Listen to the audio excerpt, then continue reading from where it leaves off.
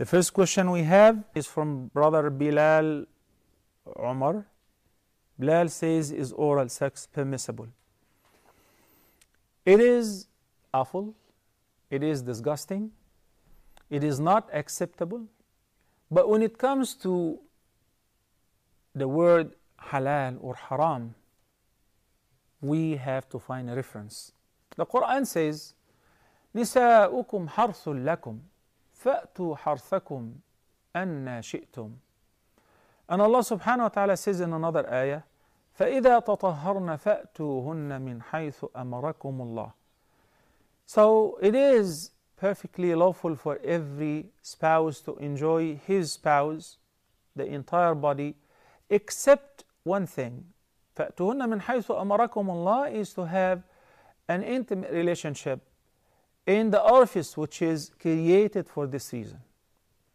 Okay, which is al-farj.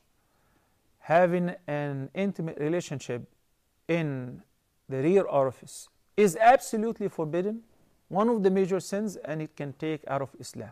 That is the only prohibition in this regard. Similarly, having intercourse during the menses. وَيَسْأَلُونَكَ عَنِ الْمَحِيضِ قُلْ هُوَ أَذًى فَاعْتَزِلُوا النِّسَاءَ فِي الْمَحِيضِ وَلَا تَقْرَبُوهُنَّ حَتَّى يَطْهُرْنَ فَإِذَا تَطَهَّرْنَ فَأْتُوهُنَّ مِنْ حَيْثُ أَمَرَكُمُ اللَّهُ. Which means they ask you concerning the menstruation. Say it is adha, harmful, because of the blood that carries germs and so on, the blood of the menses.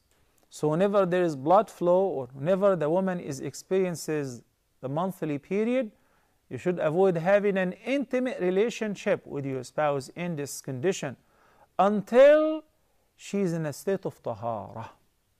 And after the tahara, ائتُهُنَّ مِنْ حَيْثُ أَمَرَكُمُ اللَّهُ, embrace them wheresoever Allah allowed you to embrace, as I mentioned earlier.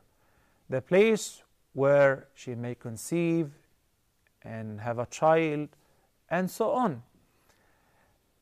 So these are the restrictions, and this is what is allowed, which is everything in general. It is permissible for every person to see everything of his or her spouse.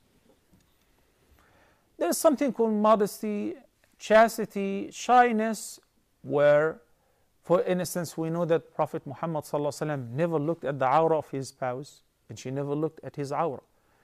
But it is not forbidden for any person to see his own awrah or the awrah of his or her spouse, of the entire body, including the major awrah.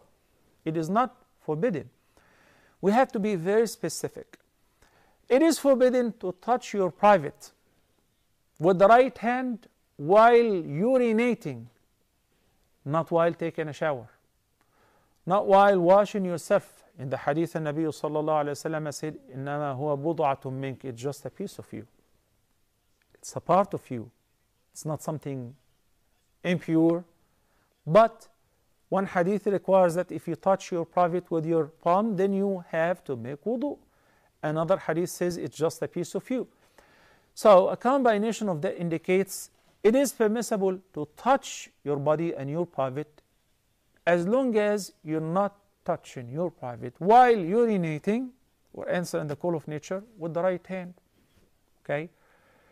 So which means that doesn't apply to touching the private of the other. I know that this is a very sensitive subject, but you cannot imagine how many questions we get in this regard. I cannot bury my head in the sand and say and act blind and neglect it, because these questions are from the youth.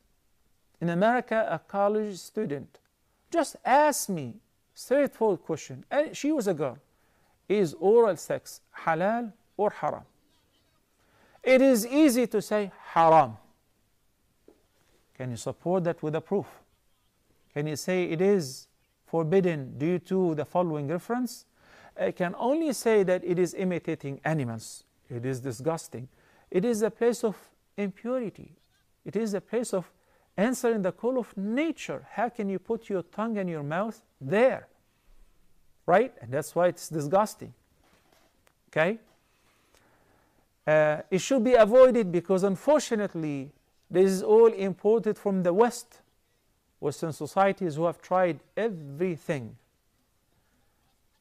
When they are done and finished with women and having even the worst kind of intimate relationship, which is forbidden and it leads to kufr, okay, they went to have sexual relations with the same gender, homosexuality. And when they're done with that, they moved on to animals. They will not have an end or a red line. Why? Because Allah subhanahu wa ta'ala says, وَمَنْ أَضَلُّ مِمَّنِ اتَّخَذَ إِلَهَهُ هَوَاهُ. Who is more astray than one who has taken his hawa, his lust or desire, as his own God? In a sense that whatever he desires, he does. Whatever they crave for as a lust, they do. Nothing is haram or restricted. And the widespread of the STDs, sexual transmitted diseases, is simply because of that.